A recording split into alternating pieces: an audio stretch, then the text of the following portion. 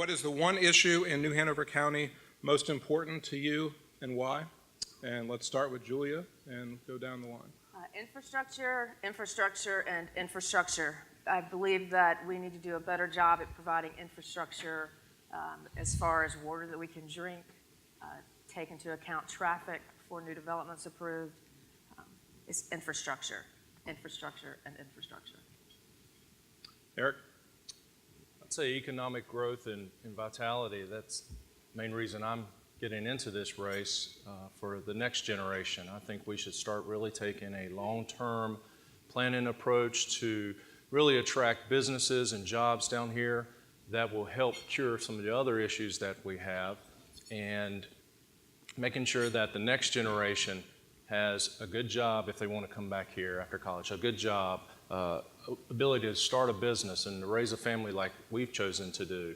And that way our graduates don't have to go to Raleigh or Charlotte when they get out of school. They can stay here because they want to stay here. Skip? Economic development probably, because it covers so many facets of our lives. We've done recently, we got $16 million from the Connect NC bond to provide the water and sewer up on Highway 421, basically our main industrial corridor. And that balanced economy could come from that. Like we need some dirty fingernail jobs. We also, I want to recruit clean industries as best possible. We did due diligence on development, but development goes hand in hand with economic development. The houses built. One thing I'm hoping to get through, and I think commissioners will support it, is an unincorporated area stormwater plan. And I think Ms. Florence recently, that kind of made that sale for me. So. Rob? Good morning. Can you hear me in the back all right? Yeah, good. As I was coming down here, I was thinking it through. I just cannot get over it. It's a Gen X problem, but our water overall, we're not going anywhere. We're not going to see the growth that we're projecting, over 100,000 more people. We're not going to have the economic development that we need. We're not going to have the businesses coming here until we can solve this issue, so that when I can go in and turn my tap on, I know I have absolute security that I'm drinking safe water. We need to resolve this. And if the county needs to step in and be an advocate for this in a stronger way, we need to get our state representatives to get out there and to solve this problem. Get the filtration equipment in there, whatever's necessary. But we need to solve that problem, and right behind it is support for our education. And it's starting with pre-K. That's the foundation of our economic development throughout New Hanover County, creating that pipeline from pre-K to elementary, middle school, high school, and all the way up to the community college. That creates the educated workforce that we need, that will then bring in the businesses that we want, and we have that knowledge-based workforce so that we can expand business here in New Hanover County. Thanks very much, Rob. So a couple of you mentioned economic development as the top priority. What grade would you give our county currently on economic development, and what else would you like to see us do? Let's start with Eric for this one. I think I'd give the county a B+, A-. I think we've got a lot of good things going for us that recently the several years in a row consecutive AAA bond ratings is important. Workforce, a tax cut last year that was passed, the first one in 14 years. Those are important incentives and things that businesses look at when they want to set up shop here, and having that workforce to take those jobs. So I think the county is doing well. I think we can use some more incentives to attract businesses and maybe get some film jobs back. So I'd say A-. Skip? Well, I got to give myself an A. But there's always room for improvement. I go back and reflect upon some of the votes I've done, and I've said, that was a good call, or that was maybe not the best call. I mean, you have to be honest. From economic development, we've got ILM, a world-class airport. We've got Cape Fear Community College, that Rob just mentioned, to help train our workforce. We've got a 4-year university. But again, as I mentioned earlier in the first part, we've also got to have a balanced economy. And if we're going to keep our children, if we're going to keep your children, your grandchildren here, we do have to have more industry. We recently voted on national gypsum, both the city and the county both. But we did our due diligence because we were worried about potential air pollution. But we did our due diligence, met with the national gypsums, and they came out clean. I mean, you know, they're going to be a good industry. But it's a blue collar industry. We also need more white shirts. You know, I look forward to bringing in some pharma. We've got PPD nearby. You know, we've got Alchemy. We've got my daughter works for a pharmaceutical data analysis company. So we just need to keep, and I do agree, Mr. Zappa, we've got to get the Gen X under control to make sure we continue to bring people in. Rob? I'd give us a solid A. I know it's something we work about in the county, our county staff. There doesn't a day go by that we're not considering how to reach out, again, to the existing businesses we have, reaching out to see what we can do to provide them, reaching out to other businesses outside of New Hanover County and trying to encourage them to come here and participate. Also, I'd like to make a point that's not often mentioned. The fact that New Hanover County and the city of Wilmington are considered the economic engines of Southeast North Carolina. And I don't believe that we're grabbing that leadership role, that we can start working more as a region so that we have our issues that we can bring to Raleigh. We can speak as a multi-county. Because I tell you, those other counties, they look to us when they look at economic development. And we've taken many steps. I think Eric just mentioned the AAA bond rating. That's huge. That's saving millions of dollars to our taxpayers.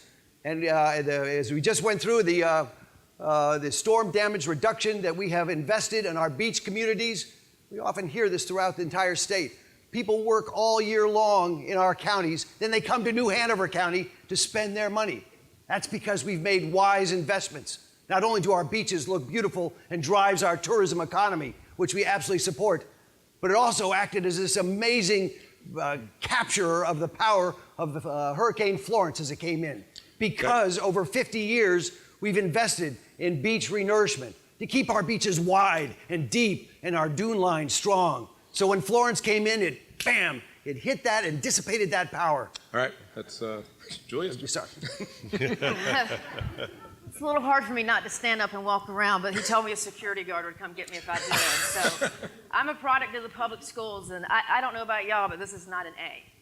There's no way this is an A. Every child is not going to be college bound. We need to do more, not just the commissioners, but with the school board to provide more technical training. We have to do more for our children. Businesses aren't going to come here if you can't drink the water, if we don't fully invest in our schools. Yes, we need to have pre-K, but this is certainly not an A. Let's do what the Garner report says. Let's have an internal job development program for new position in New Hanover County that goes out and recruits the businesses that we want, instead of relying and say, well, we hope they're doing a good job or we hope they're doing a good job. It's our responsibility. Hold our feet to the fire. Let's make the commissioners bring back jobs and work to create jobs here. And we can do that with the department, with working with the school board, bringing back vocational training and training our workforce and bringing in businesses. And so, yeah, that's what I think we need to do different. And New Hanover County schools, the ones I graduated from, this is not an A. No way. We have our first audience question, table 29, Catherine.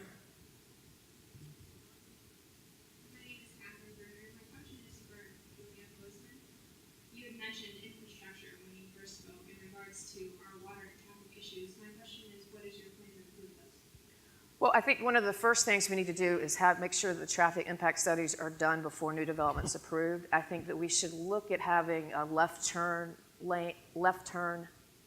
on red on a one-way street. I think that'll alleviate some of the traffic too. We need to pressure our legislators, whoever they may be and are in Raleigh, to get us up ahead as far as the transportation dollars. I know that when I was a state senator, we did have a say on what was going to happen with the DOT board members and others, and we need to have people who are going to be very efficient and aggressive and lobbying to get the money here. But locally, as a commissioner, what I can do is make sure that we take traffic into account. And when I say infrastructure, we're talking about the water. There's so much in there. As Rob talked about, yes, we need to get the filter in at Cape Fear Public Utilities so that we can drink the water. That's certainly, businesses aren't going to come here if we can't drink the water. They're not going to come here if we don't have a good education. So that's where I'm going to start. And then I'm going to listen to y'all and see what we can all do together we've talked about divisiveness between Republicans and Democrats. I don't play that game. I don't like to do that. When I was commissioner before, I was the only Democrat on a 5-member board. You know, I've spent more time this morning talking to the Republican elected officials in the room about issues that we have facing us. So we have to work together. Anybody else like to add something about infrastructure? Yeah, to be quite honest, Julia was a county commissioner, so she keeps talking about the needs that we have. So I'm wondering what they did when she was in office. Why didn't they think about the infrastructure then? Why didn't they think about soil and water then? This is my skill set, long-term planning. This is what I do with clients and business owners. We look at 10, 20, 30-year planning, multi-generational planning. I think this county commission needs to become unlike the city council, which was reactive. You look at the city when people talk about traffic and stuff, it's not the county that has the major problem, it's the city. So we've got to make sure, because people are going to still come. You know, we've got 100,000 people coming in the next 15 years. We cannot put a gate up or a fence up on I-40. They're coming. So we've got to start planning, taking some significant long-term planning steps now, and that's where my skill set is. Well, I want to go back to that. If he's going to accuse me of something, then I want to know what the heck your plan is. Instead of pointing fingers. No, I was just asking.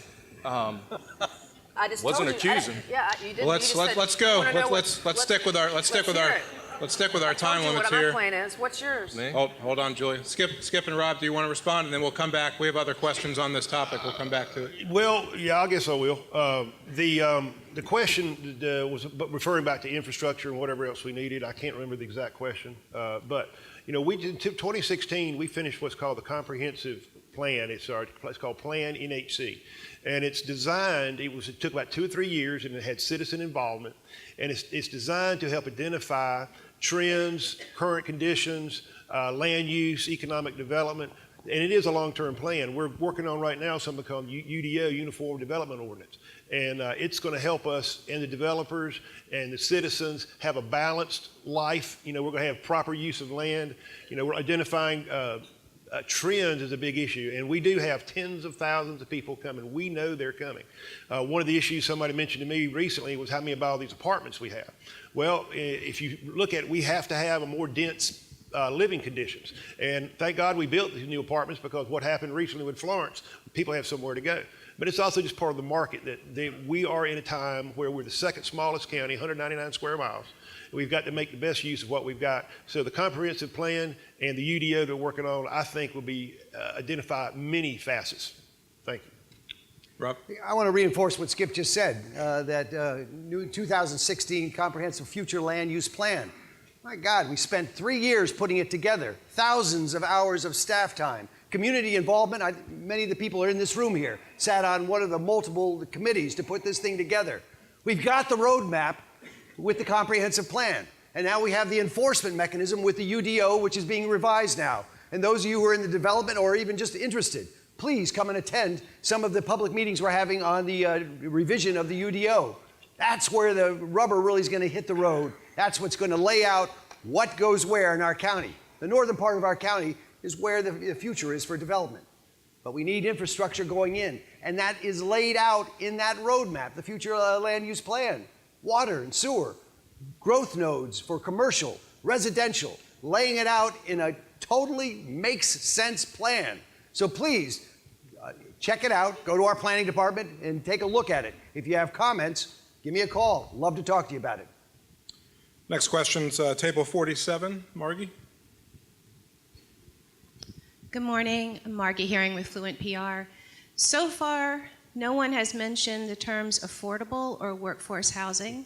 And certainly since the storm, we've seen that our community is in desperate need of workforce and affordable housing. There was an ad hoc committee that put together a very thought out plan and presented it to both the city and the county. And while the city made commitments, the county as of yet has not. I just wonder what each of you might have to say about this issue. Let's start with Skip and then go down. Sure. Thank you, Margie. Good morning.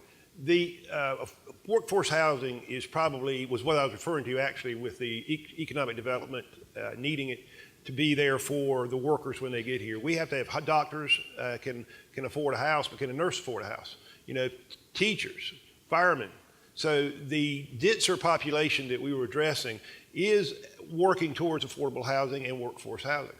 The marketplace has to really provide most of those conditions. You know, we can only legislate so much. We cannot force someone. We can give incentives. We can look at alternatives to traffic inside. When the mixed use developments we use now is designed to keep people off the road. So if you have a subdivision and you have a grocery store nearby and you have a pharmacy nearby and you have a garage to get your oil changed nearby, that's part of the workforce housing.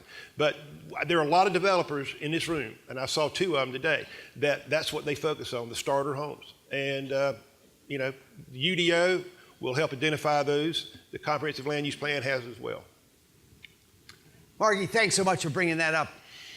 I call it housing affordability. It's another term that doesn't kind of get us into these kind of polarized points of view about affordable housing and workforce housing and what exactly that means. It's about being able to afford a place to live. We know that no one can move forward, you know, in their relationships, in their jobs, in their lives without knowing where they can put their head. Now we have, as Skipper just mentioned, identified those people who are critical to our county and to our city, the people who do a lot of the heavy lifting in our lives here, the teachers, the nurses, the police officers, the sheriffs, etc. They need to be included as a part of housing affordability in that entire discussion. This recent Hurricane Florence exposed a number of gaps that we have here in New Hanover County in our community. One of them is housing affordability. We know that we have over 2,000 people who have been displaced by this, by the hurricane. Some of those have been absorbed into our community. Many of them, after they finish living in the rooms above a garage or on somebody's couch, are going to come back out again and they've got no place to go.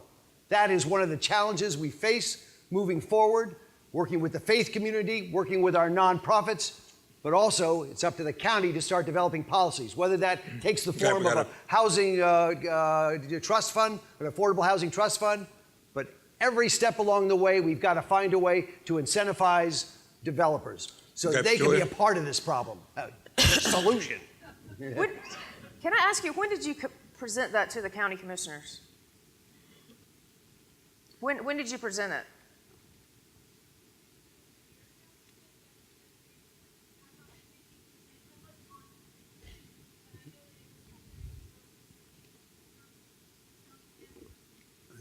So it was a year ago. So what would I do is, if I'm elected county commissioner, I'm going to listen to you and the committee and the experts and see what we need to do to provide affordable housing. Whether it's setting up a trust fund like something in Asheville, we have to do something different. Because I don't know how many of you went into the shelters and visited them and saw how bad it actually was. We had babies sleeping in boxes because we didn't have anything provided for them. We had seniors on cots who are totally immobile, those low cots who have to walk way down the hall at Hogger to try and go to the bathroom. They weren't sufficiently prepared for that. But I can assure you, when I'm elected county commissioner, that I'm going to be listening to you, I'm going to be listening to the committee, and we're going to come up for a solution with this, because the way this is going is not acceptable. In New Hanover County, we have to do things differently to make sure that all of our citizens are provided for. And babies in boxes and people not having places to live who are working and just can't afford it because of the cost of housing is not acceptable in my home, and I know it's not acceptable in yours. Eric? Affordable housing is an issue in just about every major city in the entire country. I think one of the things, it's basic economics and supply and demand. A developer owns a piece of land, he wants to get the fair market value for that land. And that's his right. But the county can help with some of those things. Certainly planning and development. You hear two sides of it. Some individuals don't want development, but development is what we need. We need development to build apartment complexes so people can have affordable housing, or to build small home neighborhoods to help with people with affordable housing. So it's not non-development, and we're just magically going to come up with all these rooms for people. It's also utilizing some of the resources that we have. I think, you know, you look at these big buildings being built at CFCC, and we got to start thinking long-term, 20 years from now, even 10 years from now. there's not going to be as many students in those physical seats. You know, learning is going virtual, and I can't imagine with technology how virtual it's going to be 10 years from now. So why are we still building huge brand new buildings at CFCC? Maybe some of those in the future can be used for affordable housing. We need to go up in the city. We can go out some in the county, but we're going to have to go up. And we got to start thinking differently about affordable housing.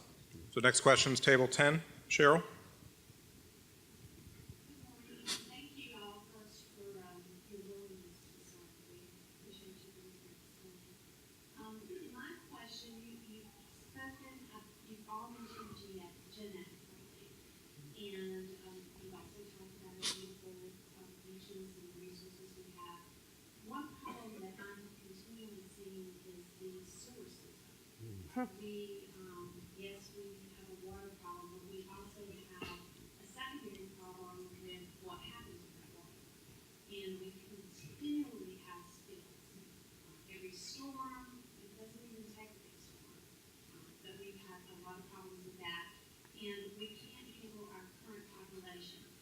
What are your plans to tackle that issue as we go forward with economic development and all the great ideas that you have? Let's start with Rob. Thanks. You're absolutely right. We had a sewer spill during Florence, or a sanitary sewer overflow in the southern wastewater treatment plant. Over 5 million gallons of treated or partially treated sewage flowed into the Cape Fear River. That's unacceptable.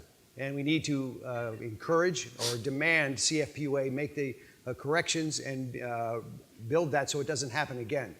But the larger problem actually happens upstream of us. We had a number of communities who also had sanitary sewer overflows, and all of that, as we well know, flows down here to right outside our door here. I don't know how many of you came down here a couple days after the hurricane. The smell and the stench from the Cape Fear River, primarily from over 30 million gallons of untreated or partially treated sewage coming down here. It goes back to my point about regionalism. We need to use our clout, use our leadership to encourage and to force those communities upstream to make sure that they fix and they reinforce their sewage systems. So that's one part of the puzzle that I think we need to do, and we certainly need to plan for the future by expanding our 2 wastewater treatment plants that we have here to be able to handle the population growth in the future. Julia? I think that we really need to hold Cape Fear Public Utilities' feet to the fire. I think what is happening is just unacceptable, not only with the sewage spills, but with the threat that we almost had water turned off because they didn't have enough gasoline. Thank goodness. Thank you to the hospital, wherever you're here, for bailing out Cape Fear Public Utilities with a truck full of gasoline, or everybody in town would be without water. So I think of the people that the commissioners appointed, as far as commissioners, what can we do? We appoint the board, or certain members of the board. So if the people on the board that are appointed are not doing the job that we think should be done for the citizens, we need to appoint new people and hold them their feet to the fire, because this is totally unacceptable. And it's right, we go downtown, the governor's down there with the mayor, and it's just a stench of sewage, and it's unacceptable. And more has to be done over at Cape Fear Public Utilities, period. Eric?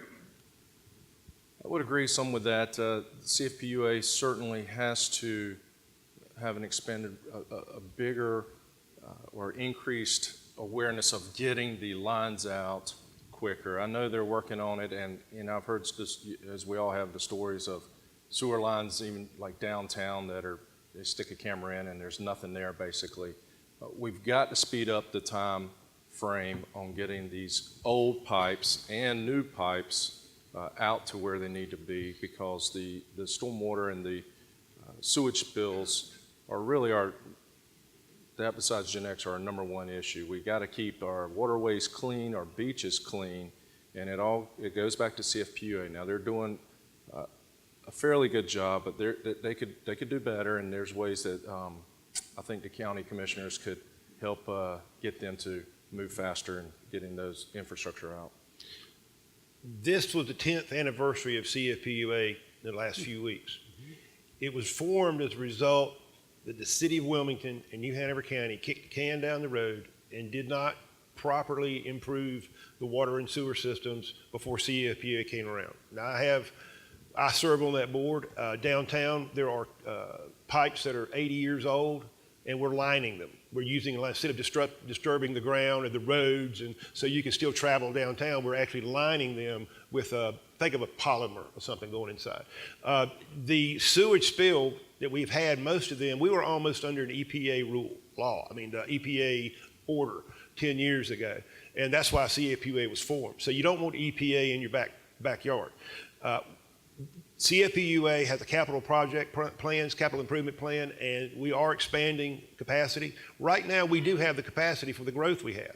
But the spills that we had, that's unfortunately, it's just old stuff. And I do acknowledge that when we had the almost a fuel issue, it really was not as bad as it sounded, because the hospital did help. And we found 1 million gallons of diesel, the county did, had 1 million gallons of diesel to help keep that going down at the port. Colonial, I think it was Colonial is the name of the company. And so also we almost lost the main water line at Highway 421 where 421 washed out.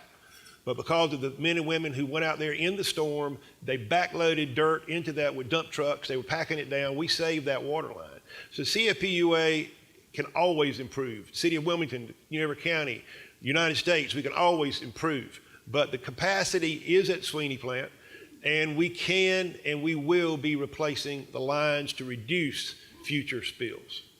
Thank you. So there's been a lot of discussion already about Hurricane Florence. I'd like to ask what either was the most important lesson our county learned through this experience, or if you've already talked about the most important lesson, what's another lesson that we haven't touched on yet? Julia? I think we need to be more prepared. My wife is a social worker and worked in the shelters during the storm, so I probably have a different insight than a lot of people do. And to me, when a hurricane hits, this should be an automatic thing for the county. We should hit a switch, and we should go forward with our evacuation plans, with whatever it is. And I don't feel like that was done this time.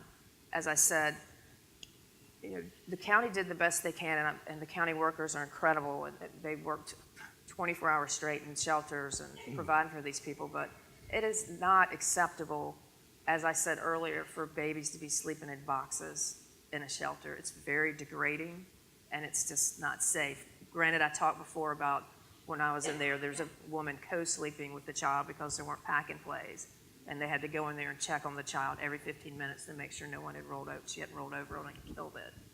So it's you go into shelters and you've got your regular homeless and you've got a single mom and their kids. There's something that has to be done better. And I think that we need to either, when we're building schools, we need to take into account that they could be used as shelters in the future, and take that and be really serious about that. Because at this point, we need a new middle school. And I believe, working with the school board, that that's something that we can accomplish without raising taxes or without a bond referendum, the way the bonds are maturing right now in the county. So I think we need to be more prepared, have a better plan, and better executing it. And obviously, we need to make sure Cape Fear Public Utilities has fuel so that we can have water. Can you repeat the question, Bob? Rob? We've learned a lot of lessons around Hurricane Florence. What would you say is the most important lesson, or a lesson we learned that hasn't been touched on yet? With a storm that gave us historic flooding, I think issues are always going to arise. I think the county employees, emergency first responders, did an incredible job, and we thank them very much. I think coordination a little bit more with some of the state levels could have been better. We evacuated, my family and I, and we heard friends talking about the helicopters that came in, and that was great, but because we were cut off. But the weather was fine, so why couldn't those helicopters come in 2 or 3 days sooner after the main part of the storm had gone? Because people were in need then, not 3 days later. So small things like that, the coordination. But the thing that I take from the storm is, and I'm trying to see the positive in the county and its people and not the negative. It reminded us that people truly do care about each other. You saw friends and people coming together to help people in need, and they're still doing that. And that was reassuring to me in a time of a tragic storm. So that was That was uplifting because it is a little divisive sometimes, and unfortunately, it takes a storm like that to remind us of the good in everybody. Skip? New Hanover County has about 1,700 employees, and basically all of them, 1,400, have been reassigned, been cross-trained at the various shelters, at the Emergency Operations Center we had at the Government Center. I have never seen a more well-oiled machine than what I saw in there. And I do tell you that I saw people sleeping there 3 and 4 days in a row, and they did their jobs. Our Parks and Rec director was in charge of fuel. So there was another, one of our HR people had the cross-trained in other areas. We have a well-oiled machine. We have 5 schools that were originally built for Category 3 hurricanes, but they've aged and they've deteriorated. So they were prepared. When one roof went in, when one roof started leaking, we had to move them somewhere else. That's unfortunate. We talked to Director Brock Long with FEMA Monday, and it looks like we're going to have some money coming that will help us prepare that. UNCW, they've got to rebuild their buildings. But what I did see was we were very well prepared, but it was a historical storm. Category 1 winds, Category 3 or 4 water. So when we have something like that hit us, something bad's going to happen. But we were there ready to take action. And I will say this, and I'll hush. I've never been more proud of the men and women and the planning under County Manager Coudray and his executive leadership team. We were well prepared. We just had to deal with a hurricane. Rob? I'd like to reinforce again what Skip just said about our county employees, and if there are any here and city employees who worked tirelessly through the hurricane, thank you. The preparation, thank you to Chris Coudray, our county manager, for leading that, and Stephen Still, our emergency operations manager as well. Thank you. They all served every person in this room tremendously. That's the good news. One of the major gaps I think we could all agree on that happened was the flooding of I-40. That was incredible. And you combine that with the flooding of I-95 and the 421 being washed out. There was a period here that I think we all know for about 2.5 days that we were entirely cut off from the rest of the world. We were an island here.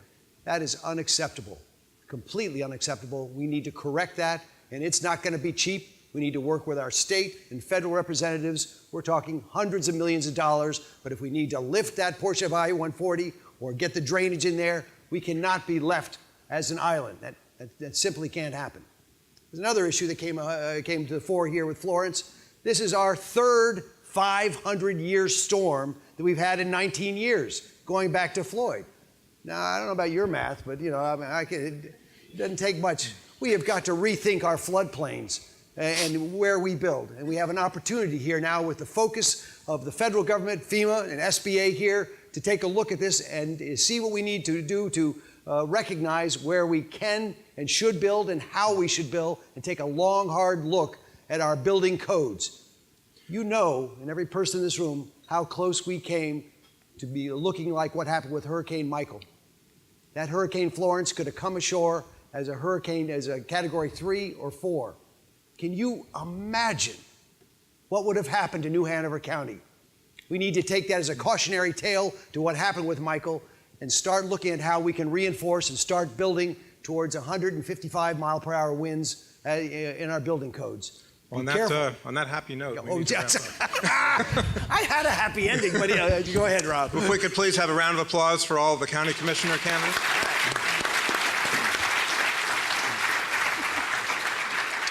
Okay. While they're transitioning off stage, just want to introduce the what we're going to do from here. So next we're going to hear from the candidates for North Carolina Senate and District 9. Each candidate will be on stage for 15 minutes. They will have 5 minutes to give an overview on why they're running, and then we will take audience questions. Again, please text in your questions to the number that's in your program. We'll first hear from Harper Peterson, who has been involved in several businesses and previously served on Wilmington City Council from 1995 to 1999, and as Wilmington's mayor from 2001 to 2003. Please join me in welcoming Mayor Peterson. Thank you. Thank you, Rob. and good morning, everyone. I hope everyone and your families fared well and are through this hurricane, and we know many are not, and we continue to think and work with them. My name is Harper Peterson. I have been a resident of New Hanover County for the last 46 years, and I would like to dispel any rumors or mention that I may live in Bald Head Island. I'm here in Wilmington. Thank you. My wife Plunkett and I, again, have lived here for 45 years.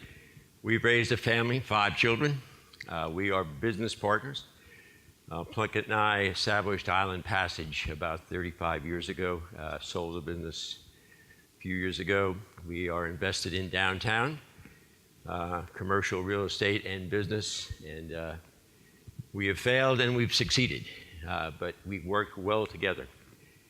And one thing I've learned in business, if you want to be successful, you've got to surround yourself with intelligent, energetic, and passionate people. And let them do what they do best and simply get out of the way. And that has been our secret. I ran for the city council in the late 90s, served as mayor for 2 years, 2001 through 2003. I ran because I wanted to make a difference in our community. I wanted to be a voice for those without a voice, and I wanted to be a voice for our environment. There's one reason why I'm running this time for the North Carolina Senate, and that's to put your values and your interests and the interest of our county back on the agenda in Raleigh. 3 examples. Clean drinking water. It is a human right to have safe, clean drinking water. And we need to fund our state agencies that were created to protect us and provide that. 2, we need to make sure industries act responsibly. 3, again, we need to fund agencies that are in place to protect us. My second reason for running is education, the foundation of a healthy society and our democracy. Governor Terry Sanford put it best: education is a universal economic bootstrap. If we want to move our city and county and state forward economically, we have to have an educated population. That means every 3- and 4-year-old needs to have basic education pre-K. Everyone. Every student needs to have the tools in the 21st century classroom to compete in the 21st century economy. And 3, we need to treat our teachers as the most important professionals, bar none, in our community, and pay them accordingly. My third reason for running is for many of you and for my children, so that they can live and work and raise a family here, and they can make a living wage and find an affordable home where they can find affordable health care, where they can pay their student debt, where they can enjoy the riches of this community and what all it offers. All these are aspirations I want to support and work with in this community and at the state level. But all this could be for naught and at risk if we don't learn a lesson, from Hurricanes Matthew and Florence. Folks, climate change is a reality. The sea levels are rising. Climate science has to be part of our policy, our planning, and our budget at the local and state level. These events are going to reoccur, more intense, more frequent. I believe that. I hope you do also. We cannot take another $13 billion hit in costs. It's coming. We need to be sensible, thoughtful, creative in how we move forward. And the other thing that's important is we need to turn the corner on our dependence on fossil fuels, natural gas and coal. We need to embrace renewable, clean energies that are reliable, predictable, efficient, and that help reduce the carbon imprint. This will affect everything we are about if we do not address that and plan accordingly for the next storm event. I think we need a big vision, a big, bold vision in this state and in this community. You are leaders of finance, of business, of industry. And now you must be leaders of a new future. I'm not running for public office at the state to micromanage, to dictate, but I want to be a partner with you as we rebuild our community and we move forward. That's the best partnership, and I think it's achievable by representing you at the state level. Together, we can make a better county, we can make a better state, and we can provide a better future for every citizen. Thank you.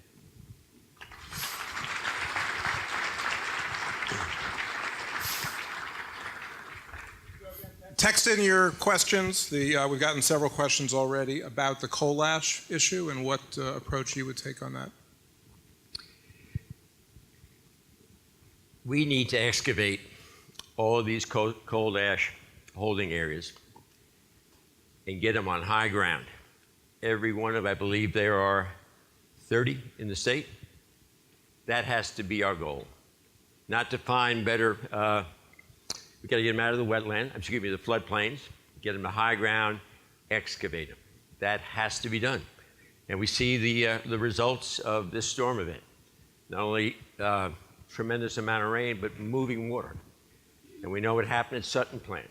And we can point the finger all day, but at the end of the day, we need to get that coal ash in its proper storage. Next question is table 20, AJ. So currently we live in basically a society that's very connected yet disconnected. People are very quick to jump and blame government and blame, everybody for their problems, where I believe that the problems actually lie within the community. Like when Hugo and Fran hit, the community was very quick to jump in and help everyone, and now people are very quick to donate money yet not jump in. You have excellent people all over our community, our churches, WB Strong,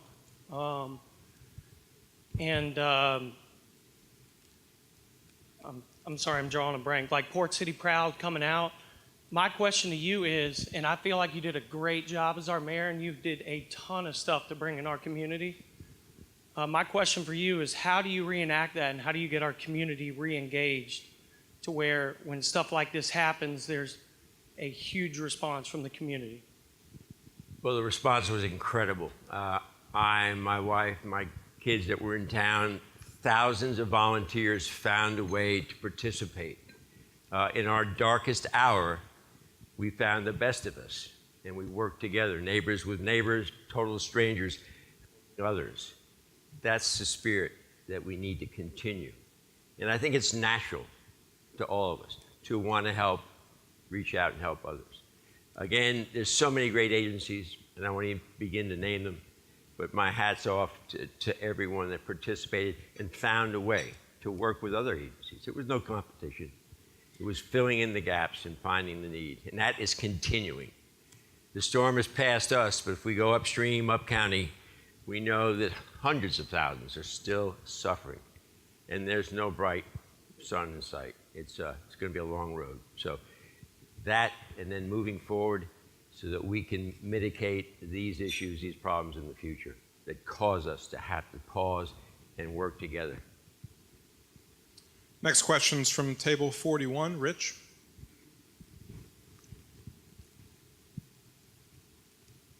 Good morning. Good morning. We have one of the highest crime rates in the nation, not to mention the opioid use problem. Any ideas on how that should be addressed, not just state level, but local as well? I can't criticize, thank you for the question, can't criticize the efforts that the governor and the legislature, it's been a bipartisan effort. It's a tragic reality. The first thing I think we should do is accept Medicaid expansion, and that would help to go a long way. Over 500 citizens would have medical attention.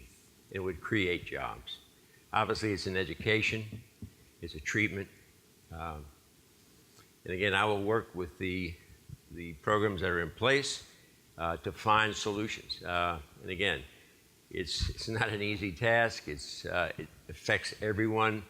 I know people, as you do, that have been impacted by this. And I'll do my best to work with those that are already on the ground working on it. Thank you. Next question is table 35. Kalen?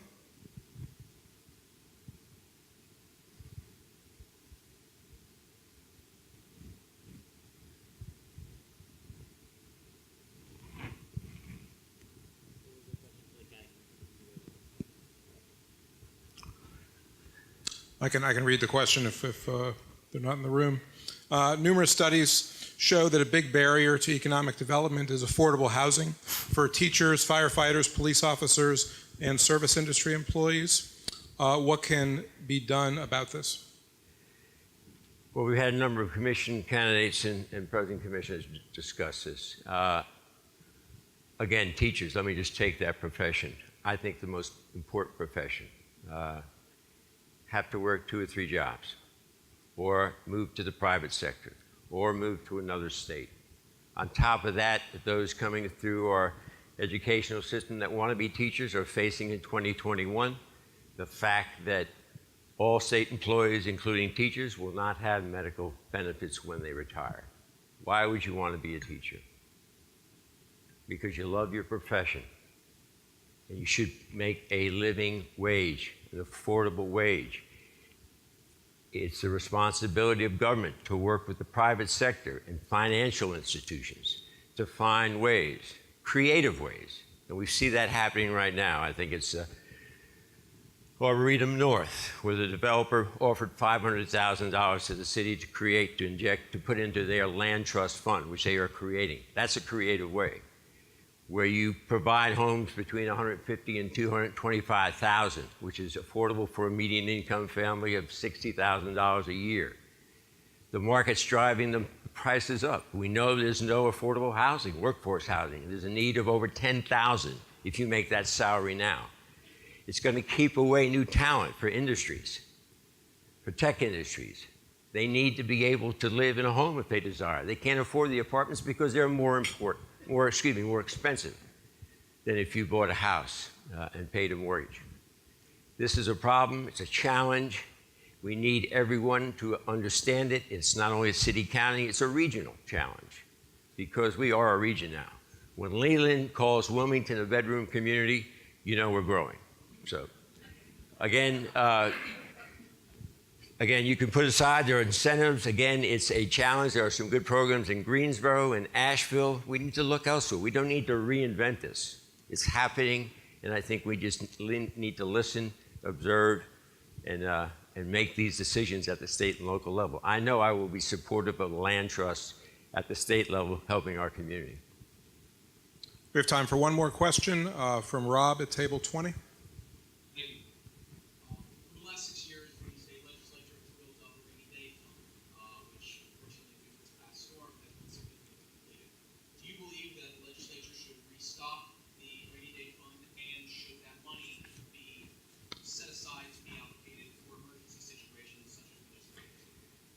Thank you. I know the governor asked for, of that $2 billion, he asked for 1.5 in his recovery request.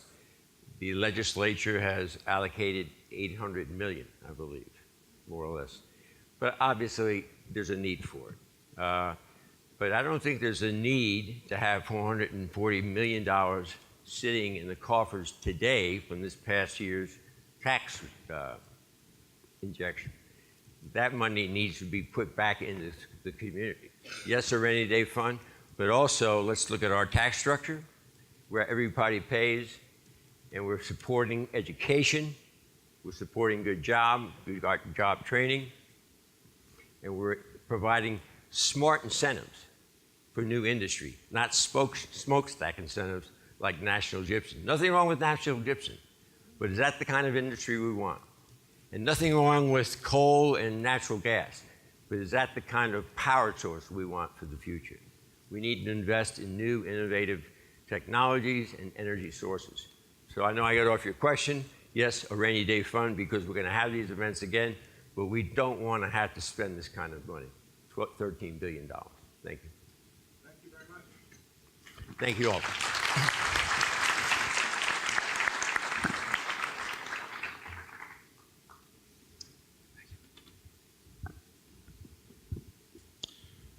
We'll next hear from Michael Lee, an attorney who has served in the North Carolina Senate since 2014. Please join me in welcoming Senator Lee.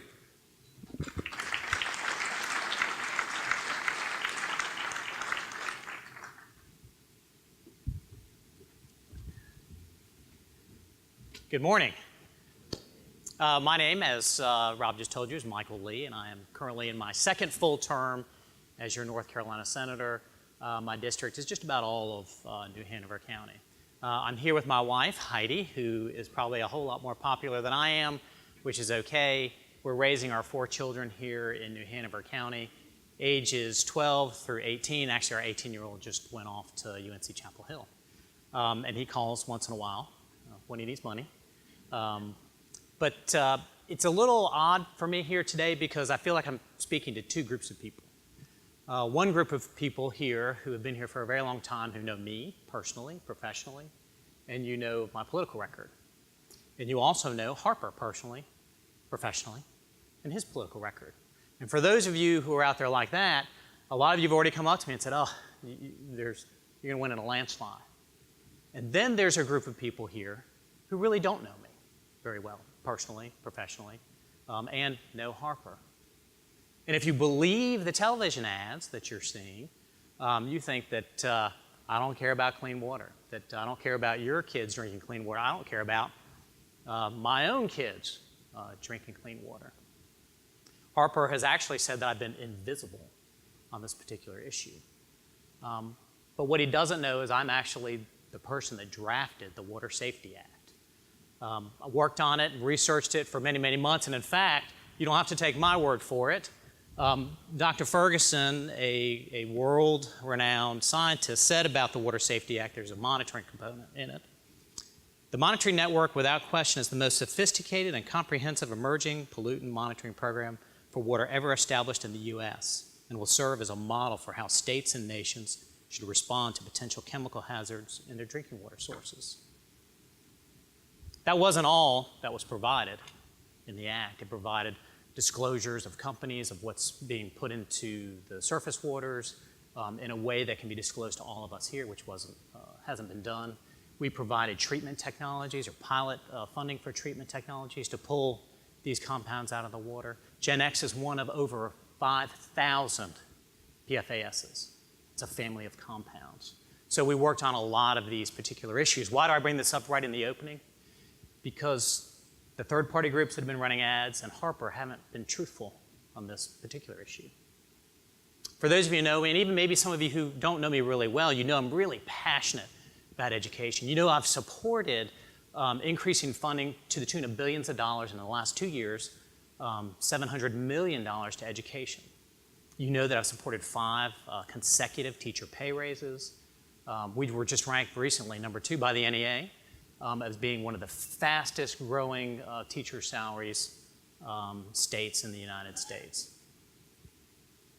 But it's not just about how much money you spend, it's what you spend it on. So I've been working on innovative programs, whether it's the Renewal School District that I authored, which is a pilot program for a school district that empowers teachers to have control over their own classroom, giving them charter-like flexibility, or its principals being able to manage their schools, have access to the budgets, and the training to go along with it.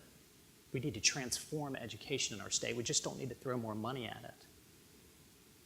I've championed programs like the Special Needs Grant Program. We've eliminated 80% of the waiting list. We came up with an entirely new program for children with special needs, the Education Savings Accounts, so that they can take their funding and go from school to school where they need it. They may be doing a half day in traditional public school, maybe going to the Hill School in the afternoon. They can use this funding for those kinds of things. So all children have access to these particular resources. I've been recognized around the state for some of these innovative programs and also because I've been asked to speak at some state conferences and also national conferences, in particular as to the ESA piece. I'm passionate about education. We've done a lot, but we have a whole lot longer to go. Why do I bring this up in the opening? Because Harper's ads aren't truthful about my positions on education. This is the power breakfast, jobs and the economy. Many of you know that in my first full term, I tripled the film grant incentive. And in my second full term, which is right now, we were able to make it recurring. And what that means is it's baked into the budget. We don't have to fight every single year over it. It comes out in the budget so that we have stable funding. It's not where we want it to be, but it's a start. And you probably saw the newspaper the other day showing that the Screen Gems is really busy with productions. We've lowered individual income taxes. We've lowered corporate income taxes. We're ranked by all the major publications as one of the best places to be.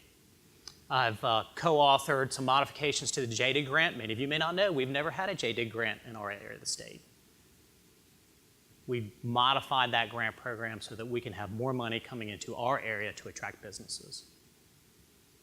The economy is incredibly important, but we also have to think about creating those education to career pathways. And that's why we've done a lot of reforms within the community college system funding. It used to be that if you were a company and you wanted to come here and you needed 30 welders, you couldn't just let your potential employees go to the community college system and just get trained for welding for 8 months. They had to go through the whole associate's degree program, and it was because of the way it was being funded. We changed that funding so that we can have real job training for real jobs so that we can not only put people to work, but we can also attract business, because as you know, we have a shortage in supply of trained workers. I really appreciate the Greater Wilmington Business Journal having me here today and giving me this opportunity to set the record straight and also to answer some questions that you have today.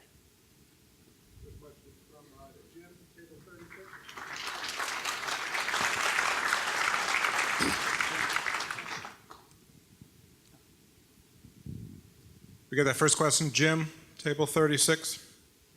Yes, I heard you talk about the monitoring program. I'm over here. Thank you, sorry. And the testing programs you put in place, and that's all nice to have, but I'm in consternation of why we haven't held Duke Energy's feet to the fire. We just recently had another major coal ash spill, and I don't understand why it's still there. They've had plenty of time to clean it up, and I think it's your responsibility to hold their feet to the fire and get it gone now. So what we did in this particular bill is we gave the governor the specific authority to shut down polluters. If there was any question as whether he had that specific authority in the past, he has it now. Whether it's Chemours, whether it's another industry, Duke, or anyone else, the governor has that very specific authority in black and white. And that's what we did in that particular bill. And we also funded DEQ. A lot of folks are saying because we have this early state-of-the-art monitoring system that the university scientists are actually managing, Dr. Knappe and Dr. Ferguson actually are co-leading this particular program, that somehow the state doesn't have what they need. We specifically funded the state for resources, which includes equipment and individuals, so that they can go after those who pollute.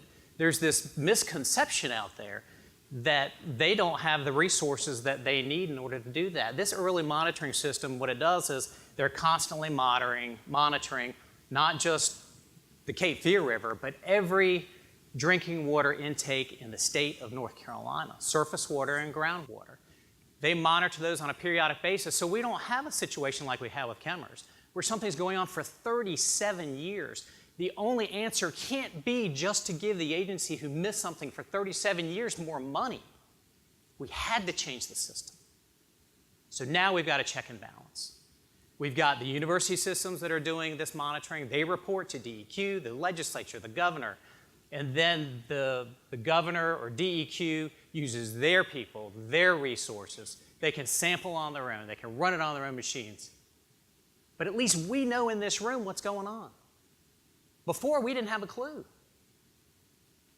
So that's what's important. We find out where the problem is, it gets reported, and the state prosecutes. The governor has the authority to shut down polluters.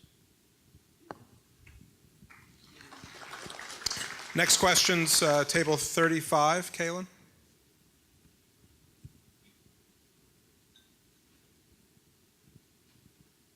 same question that we asked Harper. Numerous studies show that a big barrier to economic development is affordable housing, which is housing for our teachers, firefighters, police officers, and service industry workers. What will you do, and have you done as a senator, to increase that affordable housing stockpile? Thank you. So I was in a green room, so I didn't hear the question, but I did hear the question with the county officials. There's someone in this room right now who's an expert on affordable housing, Stephanie Norris, and she gave me a great education on what affordable housing actually means, and it's a percentage of median income. And I think that a lot of times we're talking about workforce housing. I think that's what maybe the question is directed at, but we also have to look at affordable housing, and then I'll get to workforce housing. There are lots of things we can do as a community, both working together, state through the North Carolina Housing Finance Agency, counties and cities, and setting up really creative programs to leverage the tax credit community to provide more affordable housing, true affordable housing with a capital A and a capital H. There are, the affordable housing is really for folks living on a lot of them just living on Social Security. If you look at some of them here in Wilmington, you're really looking at people, adults with adult children, disabled adults, adults with special needs, paying anywhere from $250 maybe to $500 a month in rent because that's all they can afford. They've got this tax credit program. It's a federal and state combined program. And folks like Stephanie Norris, who's been doing it, her family's been doing it actually for over 20 years, gave me a great education in that regard. When we start talking about affordable housing in the context of workforce housing, I was talking to Pastor Nixon just the other night at the AME Zion Church. He came from Chapel Hill. They had a lot of the same issues. So you can imagine Orange County's pretty daggone expensive. And the county, like us, has a university system that doesn't pay property taxes. So they don't have the hundreds of millions of dollars of structures and value they have out there, they don't pay any taxes. But what we can do is we can get together as a county, a city, and a state. The state has to be involved in this because if you look at any of the workforce housing projects that we were going to have in this area, you have to have density. We're the second smallest county in the state. We're about fully developed. So anytime that you're going to have some affordable housing or workforce housing, we've got to have density. When you have density, you've got to have infrastructure improvements. And that's where state and local government comes into play. A lot of times a workforce housing project ends up getting priced out because of the road improvements, transportation improvements. They have to be made though. That's where DOT and the state can come in to really start working and partnering with our communities so long as there's a good policy in place to where we can create that density, lower the rents, and have true, what I will call, workforce housing within New Hanover County. Next question's Rob, table 20. Same question we asked Harper, but you were in the green room, as you said. The room wasn't really green, but I couldn't hear anything. It was avocado, right? So, as you know, the last 6 years, the state legislature has done a good job creating a rainy day fund, which has been depleted over the last few weeks. Do you support restocking that rainy day fund and also ensuring that that rainy day fund is held aside for only emergency situations that we can't foresee in the future? Yeah, I think that's absolutely important. We actually passed some legislation to that effect, essentially taking surpluses and a percentage has to go into the rainy day fund. For those of you who don't know, in 2011 or 12, our rainy day fund was around $180 million. We had a $2 billion structural deficit within our budget, which means we had a carryover of $2 billion. We owed the federal government $2.5 billion. We were in some pretty bad shape. So what you saw happen leading up to 2011, our teacher salaries were frozen for 4 or 5 years. Education funding went down per pupil expenditures for 4 years leading up to 2011 and 12. And the rainy day fund had less than $185 million in that. It was and remains incredibly important that we continue to fund the rainy day fund. That needs to be put in place, number one, for emergencies just like we had. We pulled out over $700 million out of the rainy day fund. We've spent over $850 million in this first Hurricane Florence relief bill, which I was a primary sponsor on, that we worked very hard on. I mean, gosh, even Superintendent Markley was calling me. The storm had not been gone more than a day, and he was already calling me about that. Sometimes we have things like we can do. Superintendent Markley and I worked on 2 weeks out of the storm that doesn't require money, but when it comes time for rebuilding, we really need access to those dollars. The rainy day fund really saved us, literally saved us in that regard.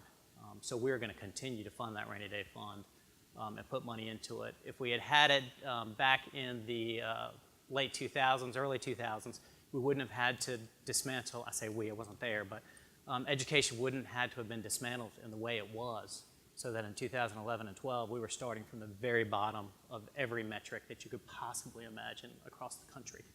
So thank you. So we got 1 more minute for one more question. Ann, table 24.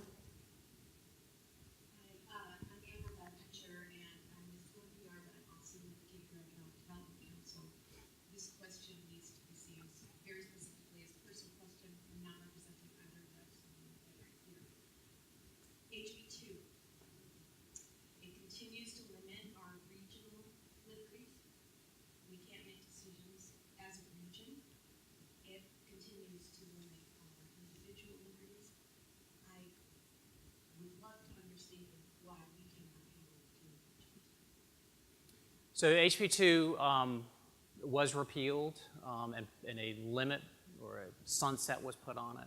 The sunset is coming up here in about a year and a half. Once that sunset goes away, that limitation goes away.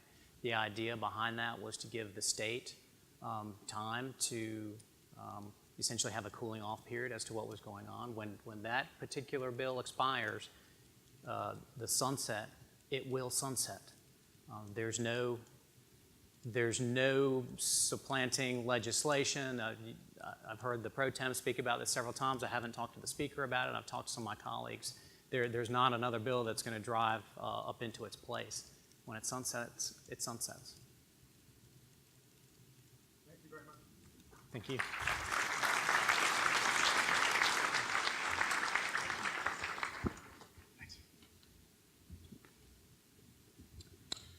We'll now hear from the candidates for the U.S. House of Representatives for North Carolina's 7th District. We'll first hear from Kyle Horton, a physician who has not previously held elected office. Please join me in welcoming Dr. Horton.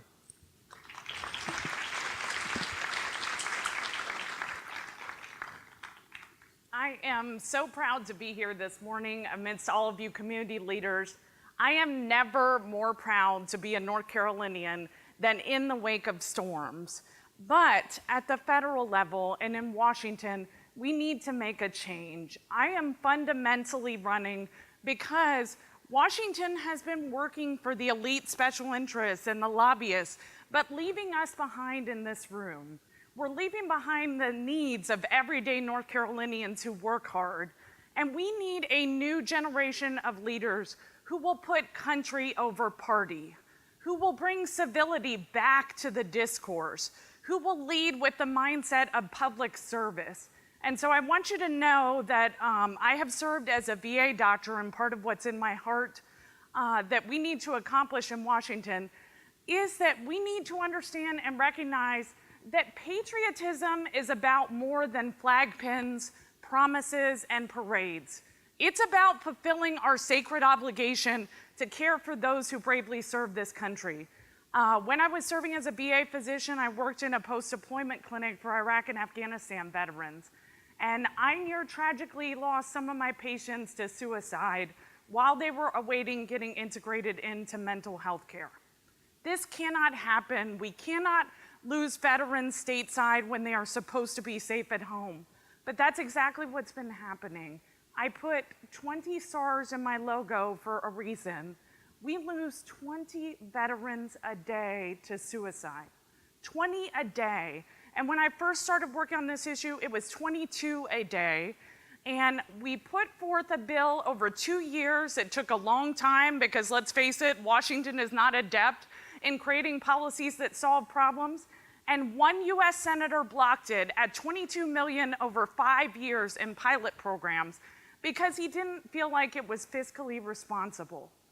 We need to remember that the policies that we put forth today are about who we are as a country. It's about whether or not we want to unite people around our American values and the things that we all agree on.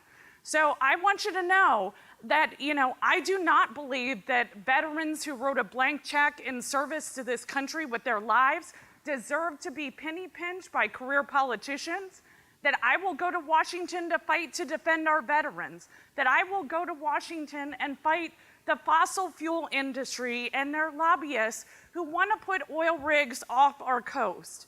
Because let's face it, we have an economy that has been dependent on clean industries like fishing, recreation, and tourism.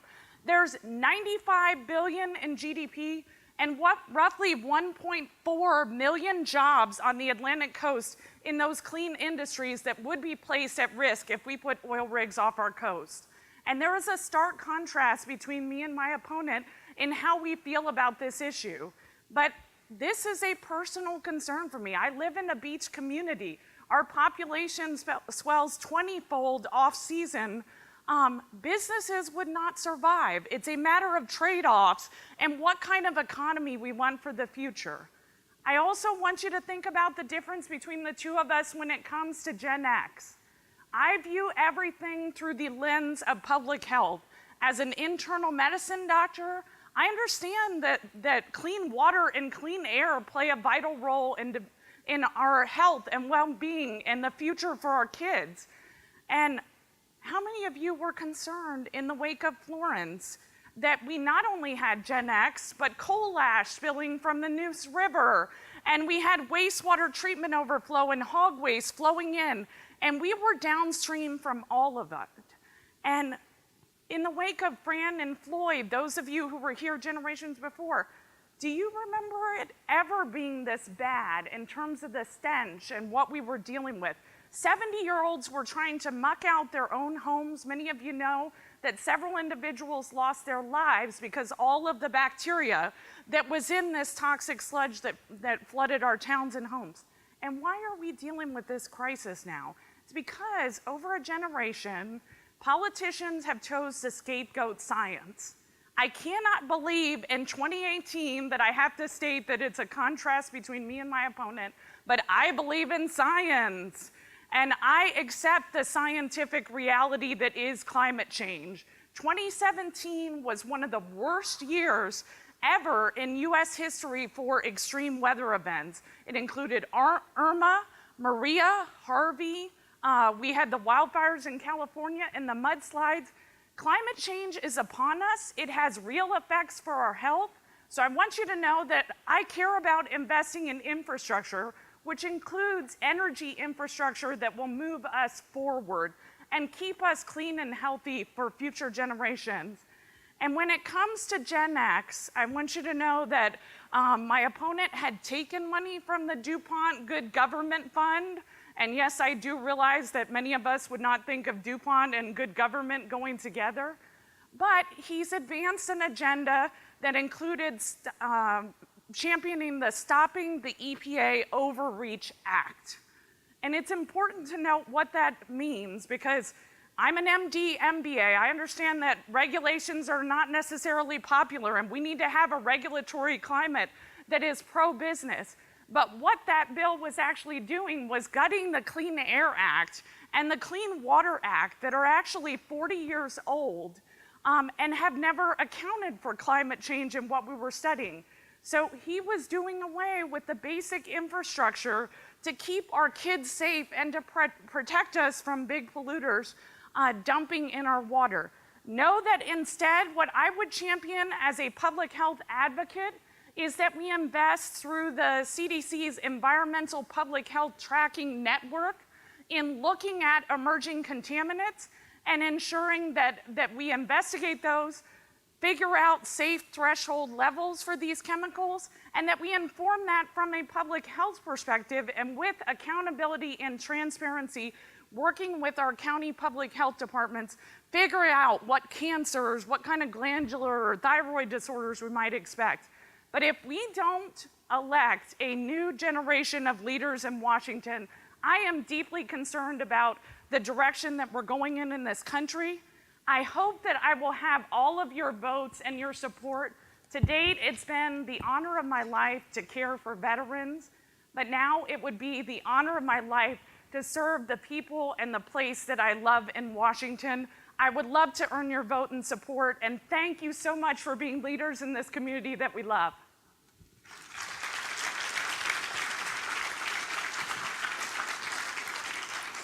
First questions, table 25, Mary Ann. Good morning, Dr. Horton. Earlier this year, Congress passed the Tax Cuts and Jobs Bill. And as you know, the result has been a savings of approximately $1,400 per taxpayer. And with married couples with 2 children, their savings annually will be about $2,917. And that's for our Congressional District 7. In addition, there's been historic increase in revenues into the federal government, as well as resulting extremely low unemployment rates. My question is, will you support making those tax cuts permanent?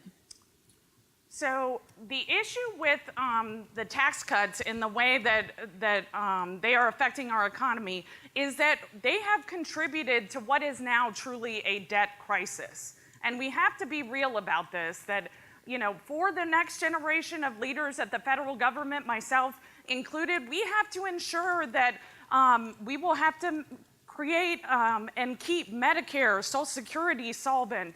And what's happened in the wake of the tax cuts is that the federal deficit already went up by 17% this year.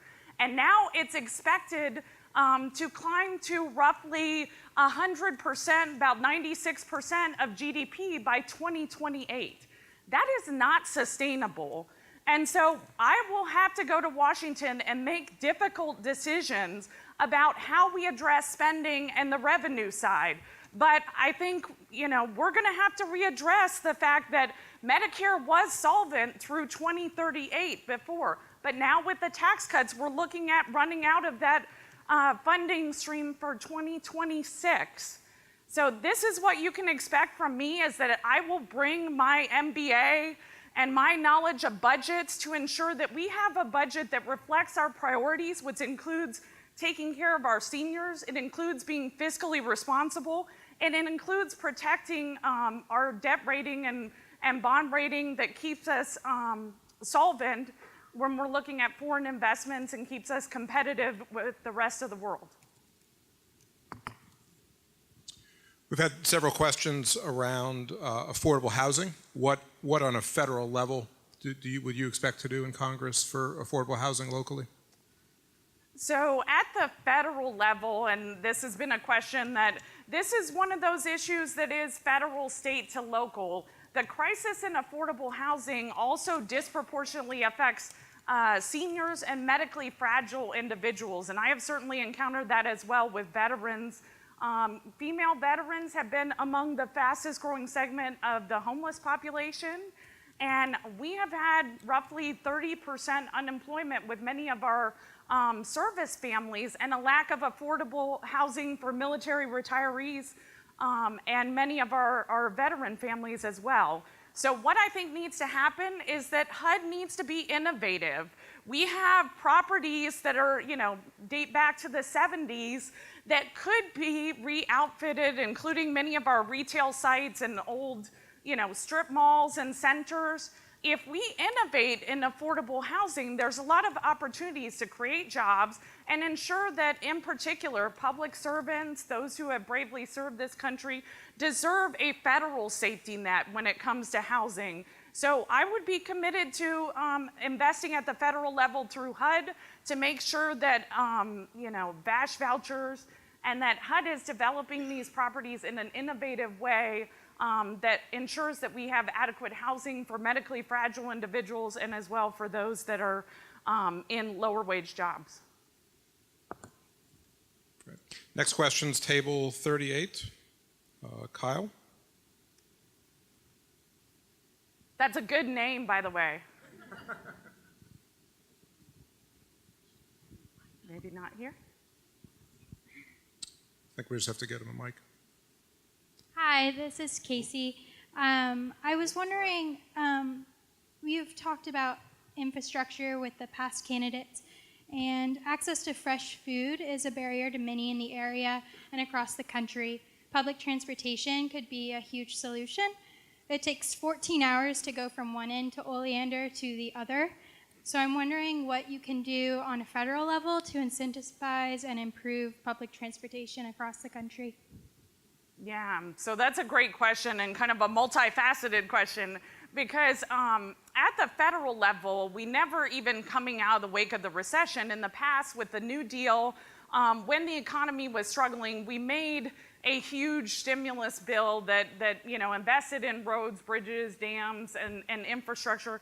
We have not been able to pull that off in recent years, and it's important to remember that infrastructure is about good paying jobs, and that part of the role as we look at innovation and affordable housing is the lack of public transportation means that also affordable housing options have to be accessible and centrally located in urban areas in many cases. That has been difficult. What I think we need to do is look for innovative solutions. I'll give you an example. My opponent has been on the Agriculture Committee and Infrastructure Committees, but they were unable to negotiate a farm bill even with a unified party. But with the Farm Bill, there were environmental stewardship programs that were investing in making food stamps utilizable and usable at local farmers markets, and actually innovating that way to link local growers effectively and those who are struggling and maybe food insecure to healthier food options. I think we need to look at innovative solutions like that to manage these transportation issues, to then ensure that seniors, veterans have access to healthier options, which also will grow our economy and creates market for smaller family and local farmers. Thank you. Great question. We got 30 seconds for one more quick one. I'll ask it from an audience question. And in 30 seconds, how would you approach international affairs to make global trade expand and make sure our port stays busy? Yeah, this is a huge issue right now, and it's one in which I want you to know that I am deeply concerned about the current tide of tariffs, that I think we need trade policies that protect American workers. Both of my parents actually retired from General Motors, so I care a lot about, protecting American jobs and industry. But what we're seeing is that in particular for Eastern North Carolina, pork, soybeans, and tobacco are highly dependent on Asian markets, and Bladen County is now anticipated to be one of the top 5 hardest hit counties with the tariffs. And so what I want you to know is that I view my responsibility when it comes to trade policy very seriously, that we need to respect our relationships with trusted allies and lift them up so that our trade policies reflect our values, that they do protect American workers and the environment, but also that we are then able to protect these relationships that we've cultivated over years that enable us to export particularly pork and our agricultural products, because farming is a part of who we are in Eastern North Carolina. And if we aren't pro-farmer, it would be a huge shift in our quality of life and what we've grown up with and what we've grown to expect. So people should know that I care about trade policies that make sense for our economy. Thank you.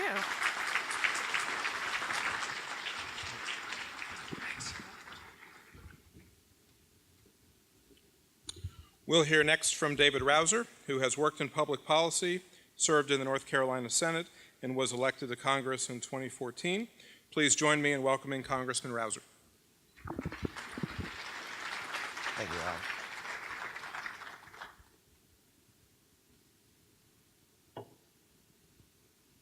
Well, good morning. And I notice that it is 9:47 a.m. You've been here for a good long time, and many of you want to get back out and help create a few more jobs. And so I'm going to be a little briefer than I had anticipated so that we can get through the questions, which is the part that I actually like the most.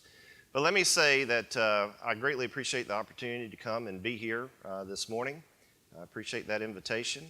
It is an honor and a pleasure to have the opportunity to serve the 7th Congressional District, which, as you know, includes 9 counties stretching from Seymour Johnson Air Force Base there in Wayne County all the way down 40 here to Wilmington. I'm in my 2nd term, finishing up my 2nd full term, and obviously on the ballot in the fall. You know, I was with a former neighbor of mine not long ago, and it reminded me of a story he had shared with me from about 3 years ago. And at the time, it was 2015, he said, you know, my daughter came home today, and he said she's been looking for a part-time job, and she can't find anything.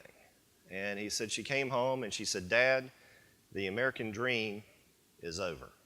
It's gone. And so he reminded me about 3 or 4 months ago, he said, you remember that conversation we had about my daughter? I said, yeah. And I said, by the way, does she still think that the American dream is over, that it's done, no more? He said, no, not at all. He said, that's what I wanted to tell you. Every election, every 2 years, is basically a referendum on the founding principles that made this country great.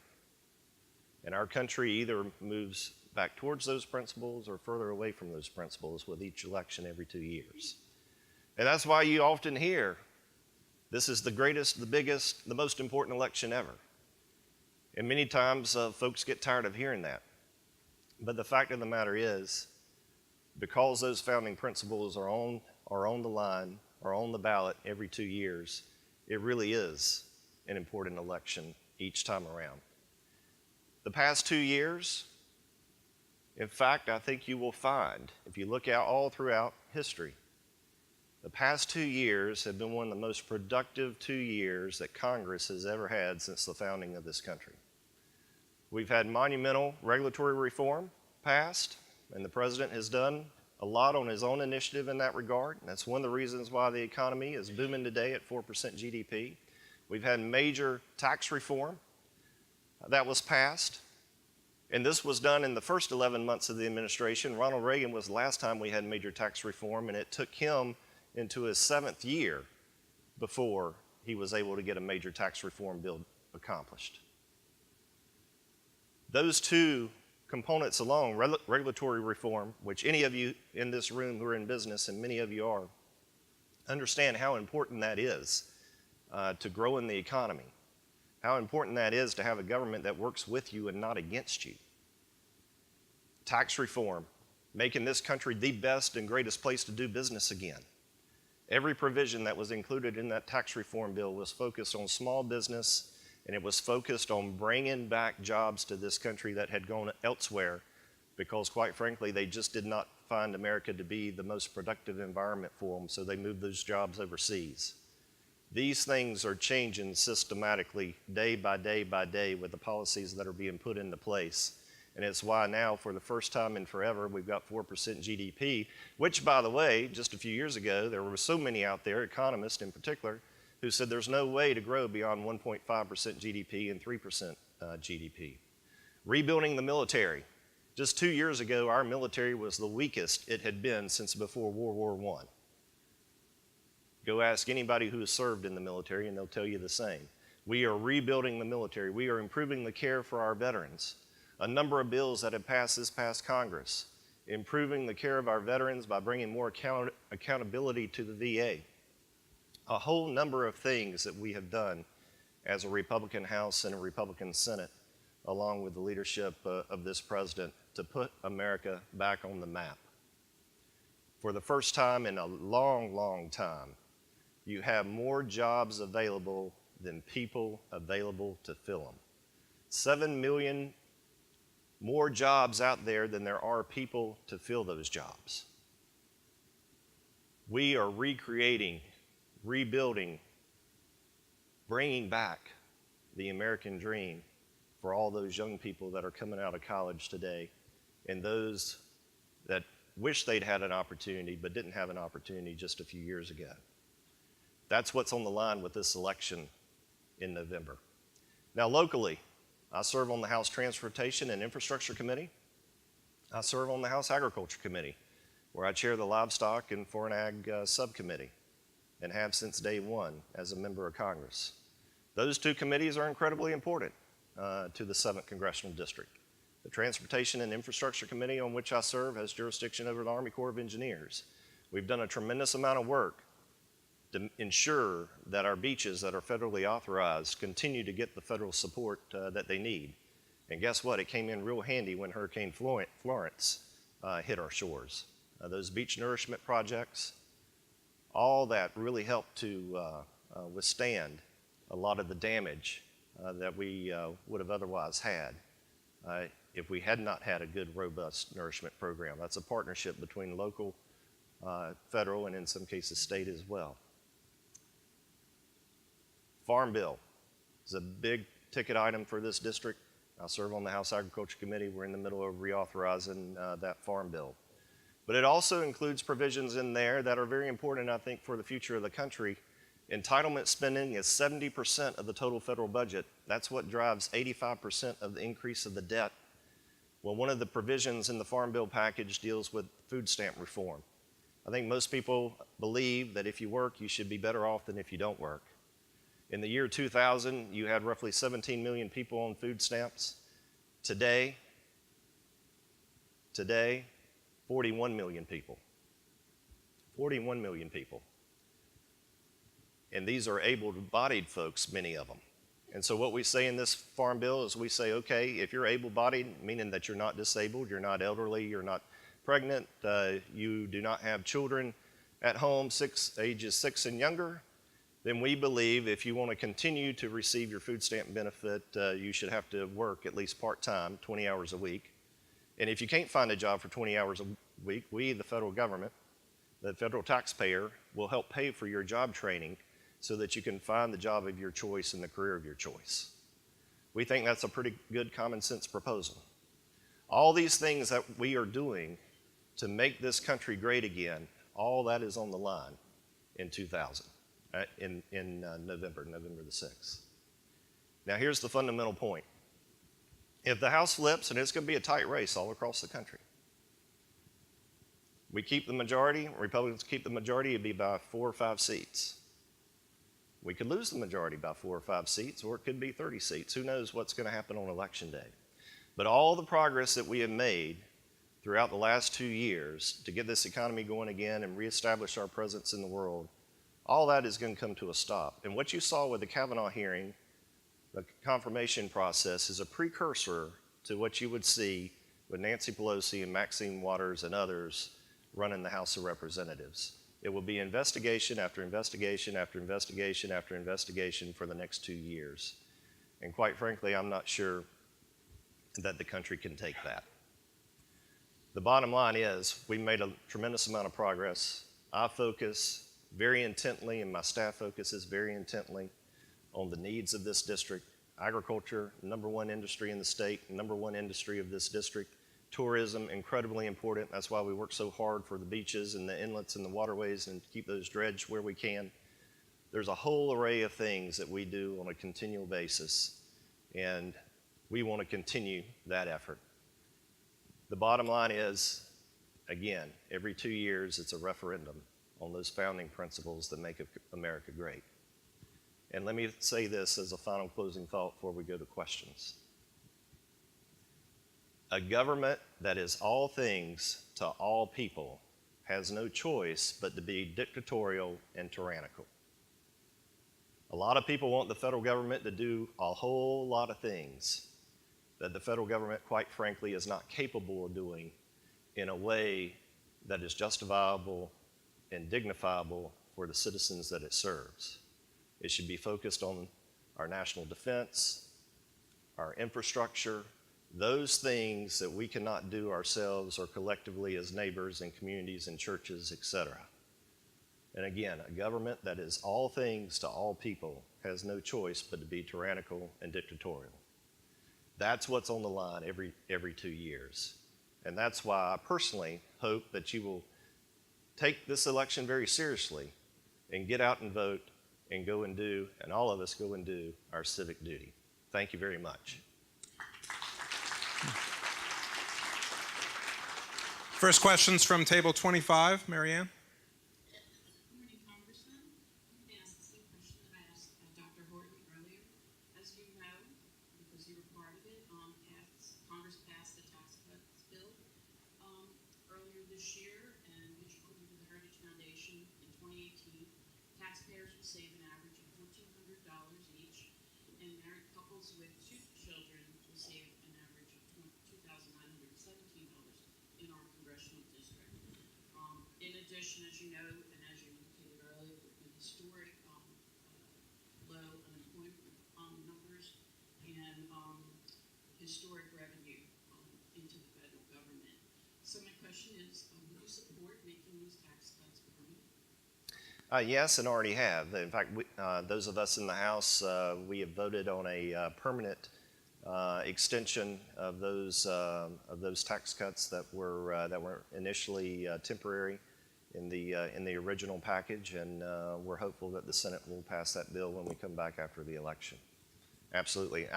I hear all this talk about growing the deficit with tax cuts. The fact of the matter is, if you look at the numbers, you have more revenue now coming into the Treasury, particularly from individual returns. And let me point this out, because it's a very important statistic. I get it from Paul Ryan, and Paul Ryan knows these numbers better than anybody, I can assure you. The difference between 1.5 and 2% GDP and an average of 3% GDP over a 50-year period is 90 trillion extra dollars into the United States Treasury. 90 trillion. That's the difference from going from 1.5 GDP to 2% GDP up to 3% or a little better. That's the difference over that period of time of what that means to the U.S. Treasury. Additionally, because you have more people employed, guess what? You have more revenue coming in from the payroll tax, which helps to shore up Social Security and Medicare, which is important for everybody. Next question's to table 42. Liz? So, Congressman, maybe this is the wrong room to ask this question in. I'm looking for you. Where are you? I'm over Oh, here. there you are. Okay. But if you're mimicking the Make America Great Again rhetoric, I guess my question for you is, when specifically was America great for folks that don't look just like you? When was America great for women and people of color and people with disabilities and chronically homeless folks and people in the LGBTQ community? When was America great and for those folks? And what specifically have you done in your 2 terms to represent and defend those people that are our neighbors, even if they're not represented in this room here today?